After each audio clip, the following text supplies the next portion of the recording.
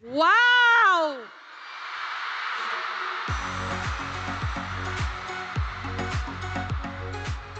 You guys, you overwhelm me!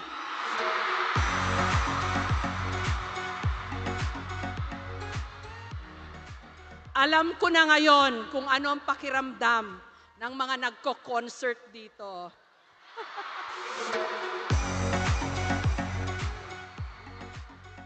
Okay ba kayo?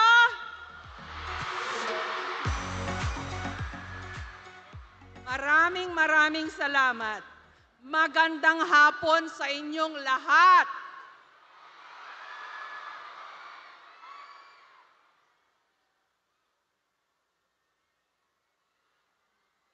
Game na tayo, ha?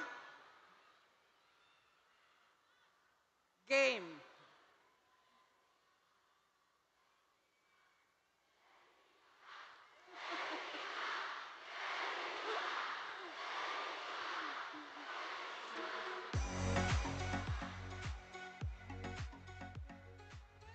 Wala ho akong balak tumakbo.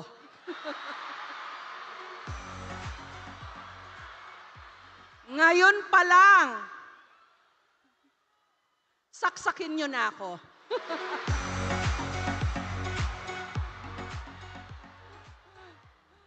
Okay, game na tayo, ha, guys?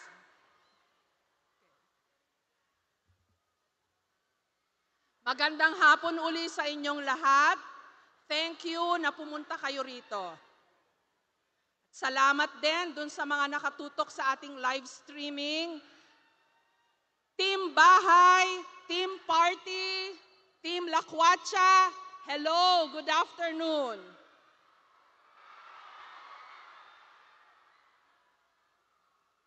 Alam nyo po, there is this one incident that I consider among the scariest I have ever experienced in my 40 years as a journalist. No, it was not one of my most difficult or life-threatening coverage or assignment. At hindi rin isa sa horror stories na madalas naming pinoproduce. Katulad ng taunang Halloween special ng KMJS.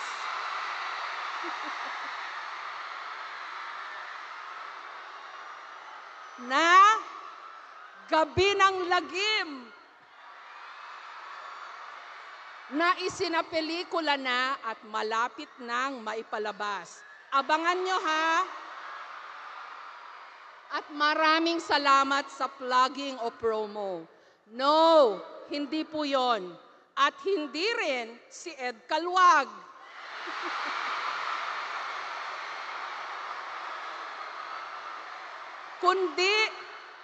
kundi isang ginang, I think sometime in the 1990s, na minsan nagsabi sa akin, Jessica, papicture naman kayo ng anak ko.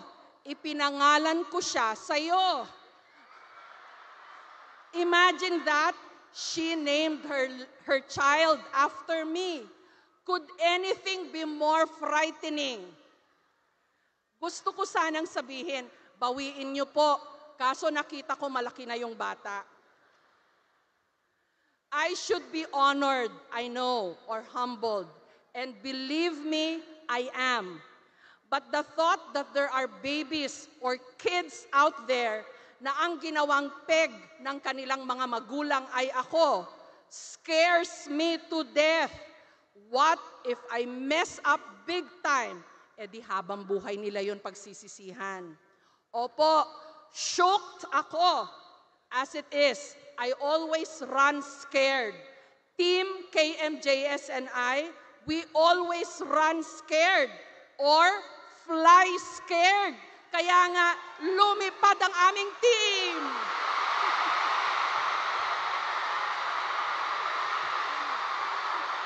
Kaway-kaway.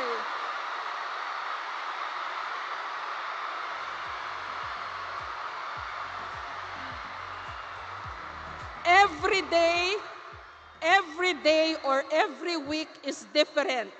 Pero laging mataas ang expectation sa amin. For the past 20 years and 9 months na po and counting, ayokong maging asyumera na si Jessica C. ay ipinangalan din sa akin.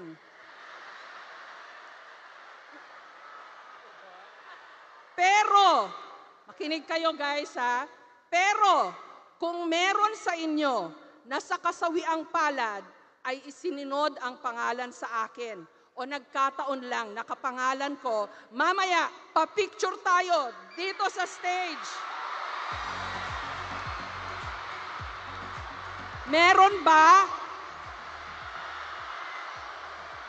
Yung totoo ha, meron bang Jessica sa inyo ang pangalan? Patay, may problema tayo. Paki-approach yung marshals, pa-picture tayo. Mamaya.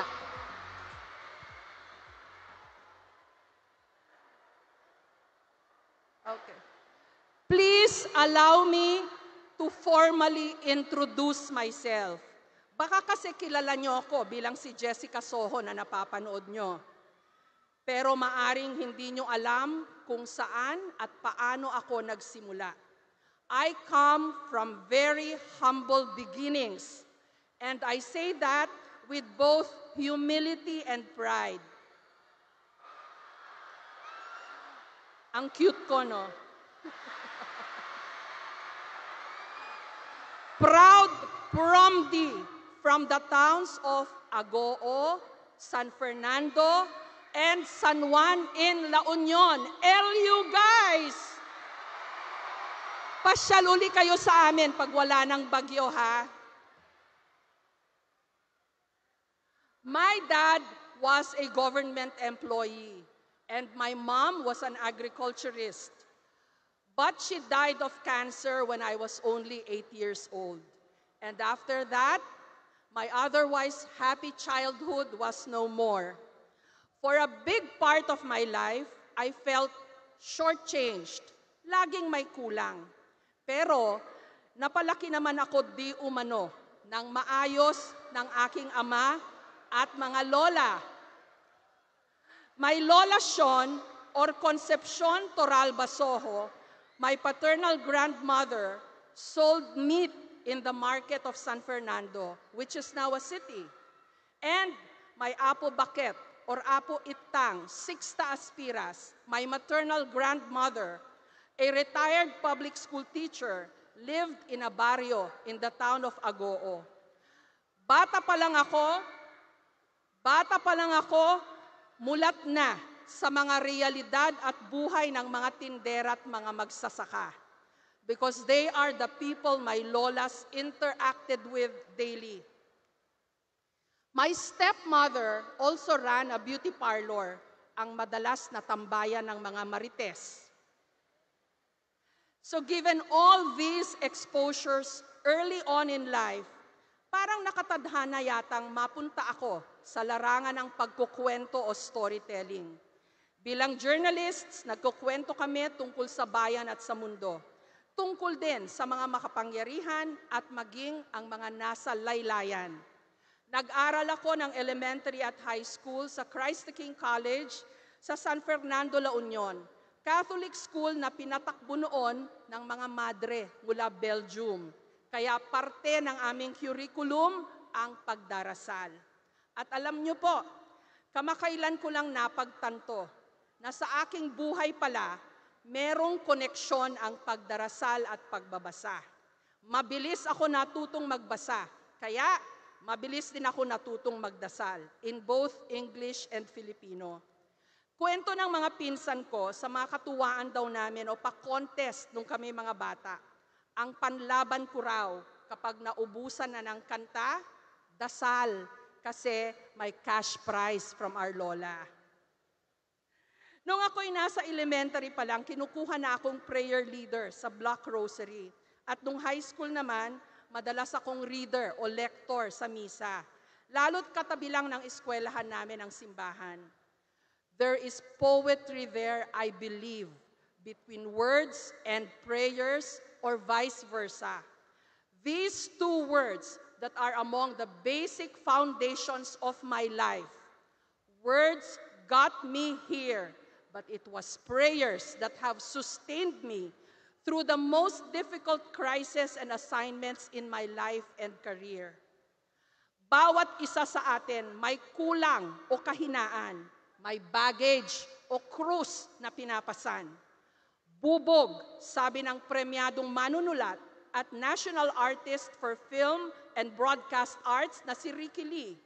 At ang payo niya, sa buhay man o sa pagsusulat, gamitin mo ang bubog na building block o pambuo ng iyong kwento o pagkatao.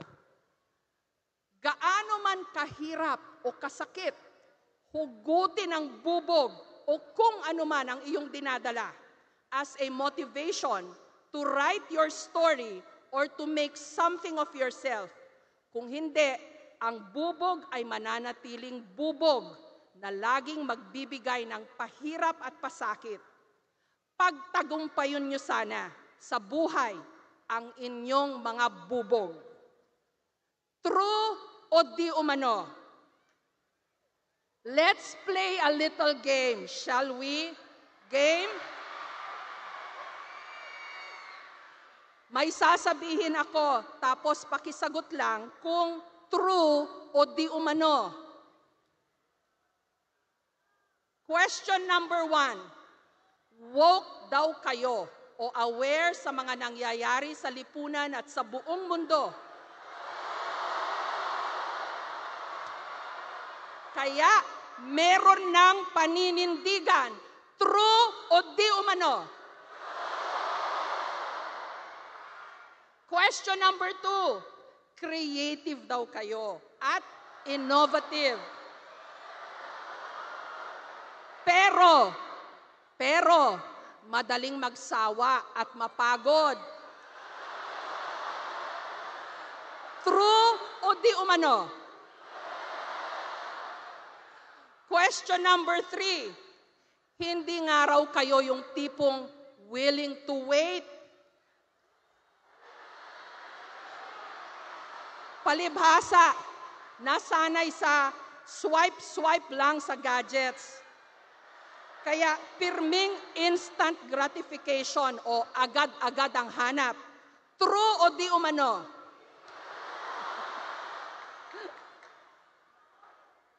Whatever it is na sabihin nila tungkol sa inyo, please know na matagal nyo na akong fan. True yan ha, hindi di umano. Kahit balikan nyo pa yung mga nauna kong interview o speech. Kasi katulad nyo rin ako, matigas ang ulo. Kaya believe ako na nagawa nyong questionin pati ang salita o word na resilience na sa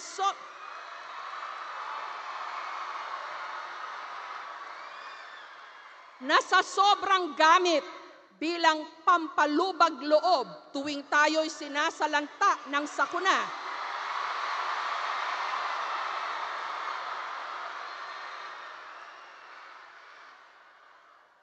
Believe talaga ako sa inyo. Gets na gets nyo. Ay na-equate tuloy ang resilient sa pagiging complacent. Like only you guys have so brilliantly and insightfully pointed out. Dahil ba nakakangiti pa rin tayo sa gitna ng kalamidad, ay basta na lang natin tanggapin ang kahinaan ng sistema.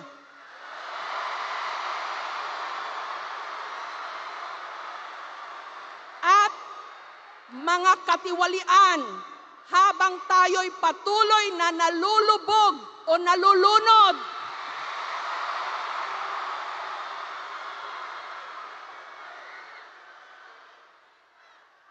Sila kaya ang mayat-maya lumusong sa baha.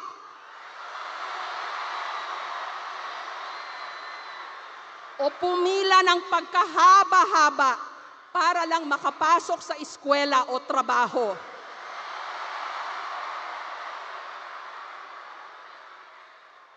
Game over!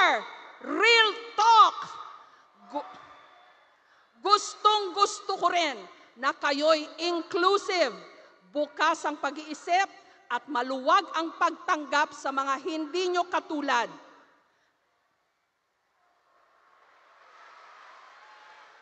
Pinapahalagahan nyo ang pagiging authentic o pagpapakatotoo. At ang hanap nyo raw ay meaning o kabuluhan kaysa sa material na mga bagay. Kaya, katulad ng sinabi ko sa graduates ng UP Diliman, sa katatapos lang nilang university graduation, nakikitaan ko ang inyong henerasyon ng pag-asa.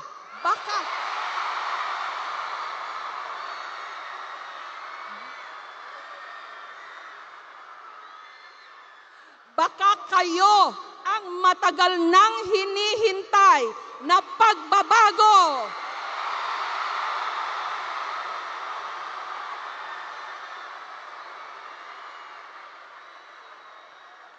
Hindi ang mga huwad na salita at puro pangako ng mga politiko.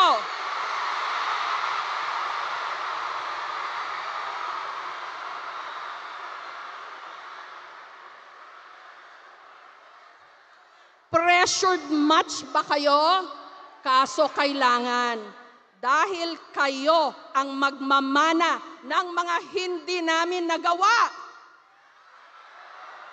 At kung hindi kayo maninindigan ngayon pa lang, baka maipasa lang din ninyo ang mga problema sa mga susunod na henerasyon. You guys have proven that with your tools, skills, and savvy, you are powerful.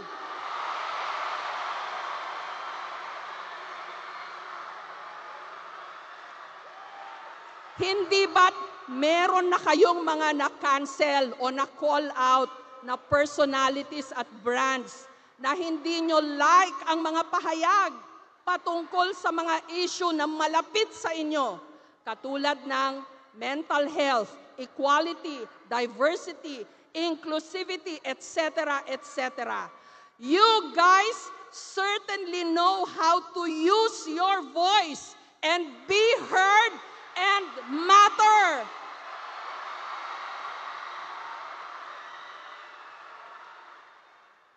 At dahil malilikot o matataba rin ang inyong mga utak, pwede nyong gawing viral o trending ang mga dapat maaksyonan ng mga kinauukulan.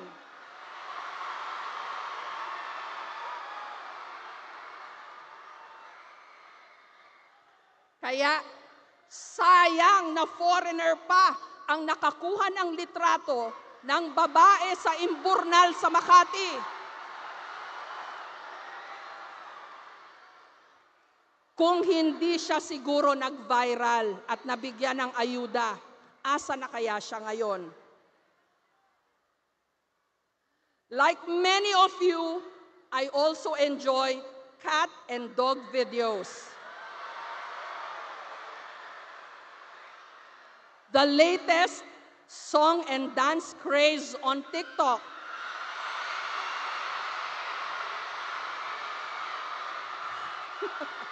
Paano yan? Grrr.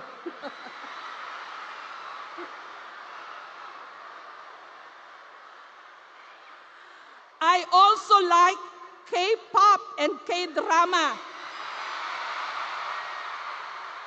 That South Korea had so masterfully capitalized on to captivate the world, including us Filipinos, mga nilamo ng sistema. Ang tawag dun ngayon, soft power. Fun is good. We all need and want good vibes.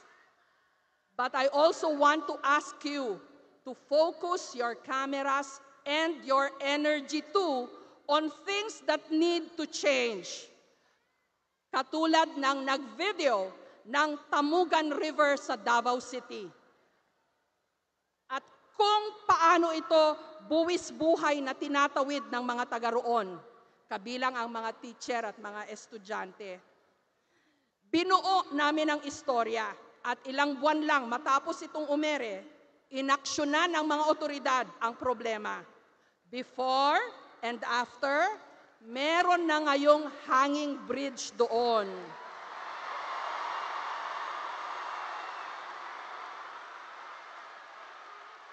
So please, get involved, participate, use your voice, ask the hard questions, and please, do not sell your votes.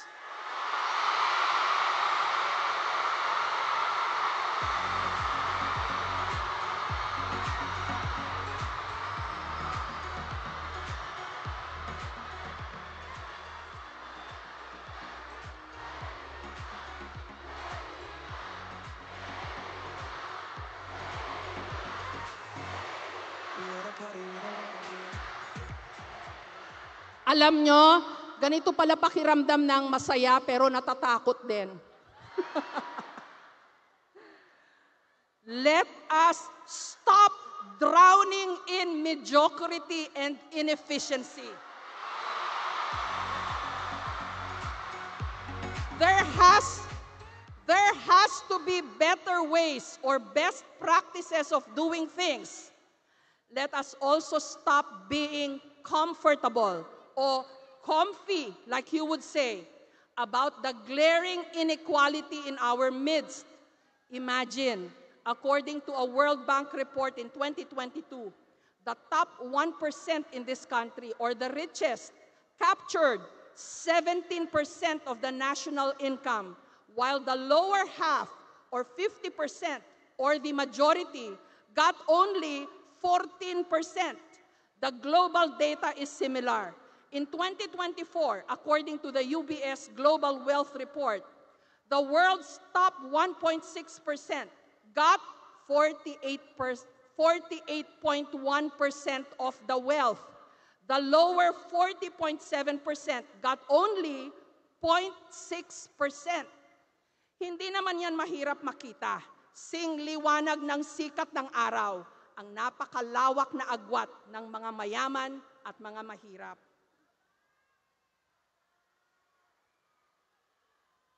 The Philippines is a C2DE market. That's our demographics in TV, yung aming target audience. Masa sa simpleng salita. Ang higit na nakararami, kailangang maghirap at magsumikap para maitawid ang mga pang-araw-araw na pangangailangan. Klarong-klaro yan nung pandemic. Sa bawat araw na tayo'y naka-lockdown noon, marami agad ang lalo pang nagutom at naghirap, mga no work, no pay o minimum wage earners. Kumaunti o bumaba rin ang bilang ng middle class at meron pang mga nagsasabi na wala naman daw talagang matibay na middle class ang Pilipinas. In the book Eat, Pray, Love, which was also made into a movie starring Julia Roberts, sabi ng author na si Elizabeth Gilbert, may word on the street daw ang mga bansa o kung ano yung pinaka-top of mind o pulso ng mga taga roon. For example, ang Italy, ang kanila raw word on the street ay eat o food. Ang India, it is pray. Hindi binanggit ang Pilipinas, pero hindi naman mahirap mahulaan kung ano ang ating word on the street. Ano sa palagay nyo? Di umano ulit? It's family, I think. True? Family? Kaya nga ba, madalas akong nagtataka at nagtatanong, kung ang pinaka-importante para sa ating mga Pilipino ay pamilya, bakit kailangan nating magkahiwa-hiwalay para lang mabuhay? Why do we keep exporting family? Timely pag-usapan, lalo't hot issue ang tariffs worldwide. May katumbas kayang tarif o halaga ang pangingibang bansa ng ating mga mahal sa buhay? And why are we not counting enough the social costs of sending our loved ones abroad? Kaya nga ba, saang bansa man kami lumipad ng aking team, hinahanap namin ang kwento ng nagpupunyagi nating mga kababayan. Nilalabanan ang hirap, pagod, puyat, matinding kalungkutan, at kung minsan pa nga'y pangmamaltrato, makapagpadala lang ng remittance sa kanilang mga pamilya. To be honest, I see all 14,000 of you here, the biggest gathering of young people I have seen, and I am very delighted. But I also worry. What's in store for your future? Will there finally be enough opportunities in our country for you? But because of your built-in advantage of being born as digital natives, you yourselves can create the opportunities. AI is scary, yes, but I am also excited with what you can do with it for as long as you use it for good. Ang sabi sa akin ni Kim Refuerzo, dati kong kasama sa KMJS at sa brigada, na siya ring nag-imbita sa akin dito. Among the topics na gusto raw sana nilang talakayin ko ay peace, justice, and strong institutions. Who do we trust online when everyone has a platform? Forgive me, patawarin niyo ko.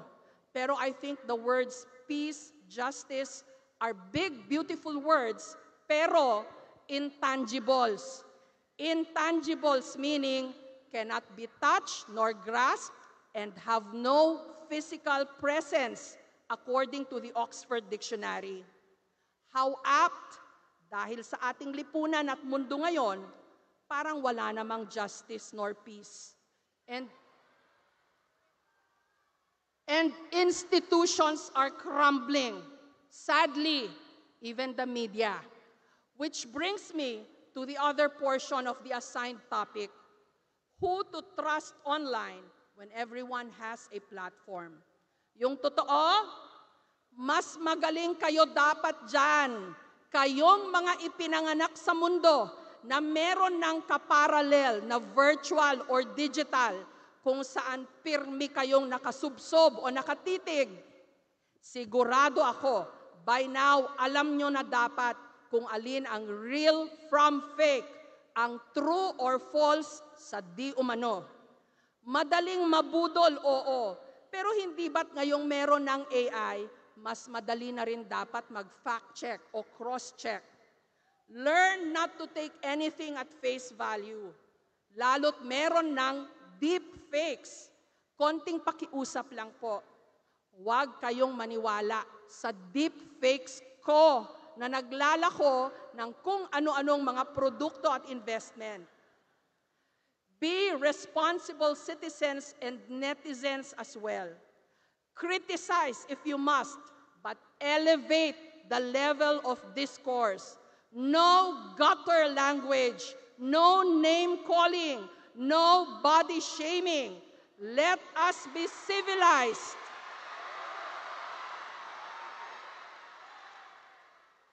Let us be civilized and respectful of one another, even if we have differences or divergent views.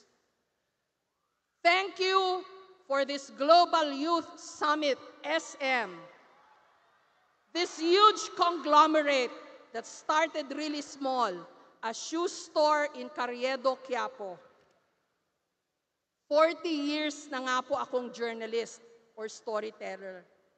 Marami nang naikwento tungkol sa ating sarili at tungkol sa ating bayan. Pero alam nyo, ang ilan sa pinaka-memorable o hindi malilimutan, yung mga life story na dramatic and colorful. Taob o daig ang mga telenovela at ang ending, happy dahil napagtagumpayan ng itinampok naming subject o case study ang lahat ng mga pagsubok. Sana ganun din ang inyong mga magiging kwento. Promise? Mag-aral kayong mabuti, ha? Maraming salamat for this opportunity to share my story. May each one of you become an inspiration to others too. Maraming salamat sa mga nakakwentuhan ko o namin sa mga nakalipas na 4 na dekada. Makakaasa kayo na hanggat may makabuluhang maikukwento,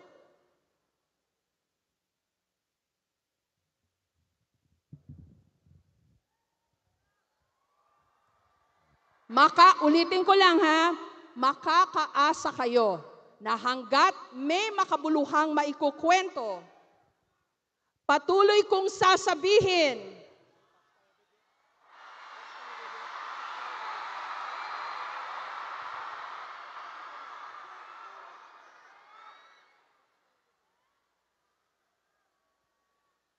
kasama kayo rito, ha? Kukue lang nila yung video.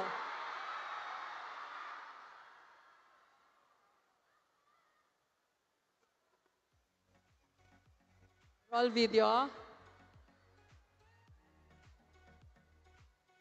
Sandali lang po.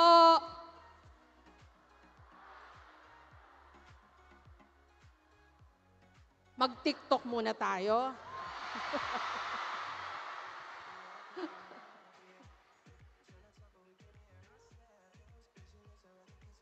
Okay? Direct, kunin mo muna to. Ayan na, okay. Nawala siya. Paano ba yon? Grrrr. Ayan na, okay. Gusto niya yung salitang grrrr. Okay. So ulitin ko, ha.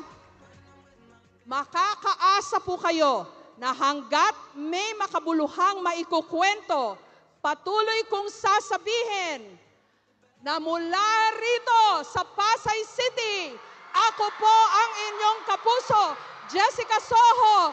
Ready, guys? Ikayam Jayas na yan!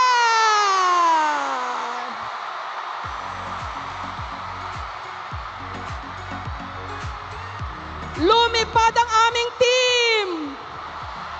Di umano!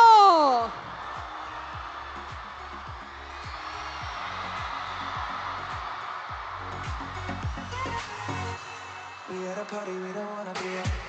Chill and talk, but we can hear ourselves. Speechless, I rather kiss and let back. But all these people all around, we can't move. Maraming salamat po. Oh, ganito na lang, ha. Tatayo ako rito. Kaya ba nung cameras nyo pag nag-selfie kayo? Oh, tatayo ako rito, mag-selfie na kayo. Okay, dito muna, sa side na to. Oh, mag-selfie na kayo.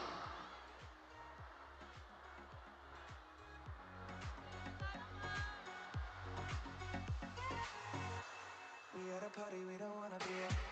Chill and talk, but we can hear ourselves. Speechless, I rather Okay, dito naman. Oh, selfie, guys.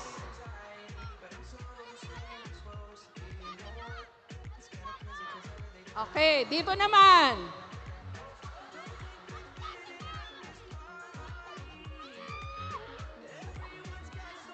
Okay. O, dito naman. O, mag-selfie na kayo.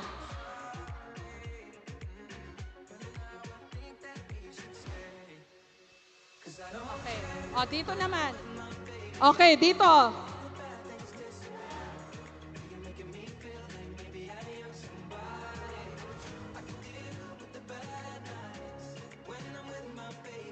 dito naman. Okay, dito.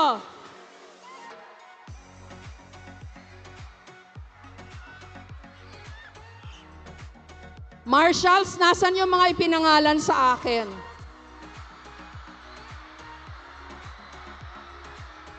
Okay, dito naman. Tapos kayo huli. Okay, next. Selfie na kayo. Selfie.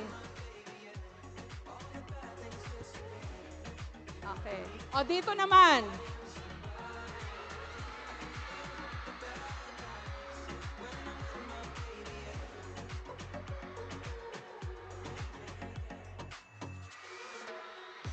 Maraming salamat po ulit.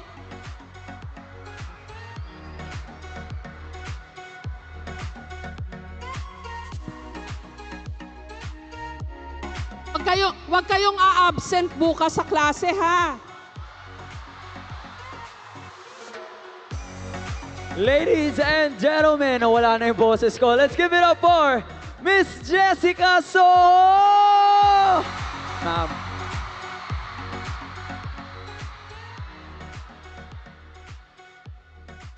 Ma'am Jessica, samahan niyo po ako dito sa ating sofa. May mga katanungan po ang ating mga youth leaders para sa inyo. Okay. Unahin ko na po sabihin, opo, meron na. Sa line of work po natin, marami na tayong napagdaan ng mga celebrity artista. Pero ngayon lang po talaga ako na starstruck. Grabe po. Talo pa ang mga biggest guys, idols. Maraming salamat talaga. Ngayon ko lang naramdaman yung ganitong pagtanggap sa akin. Nako, Ma'am Jessica. In behalf of everyone here, deserve nyo po ang pagmamahal na to. Tama ba, youth leaders?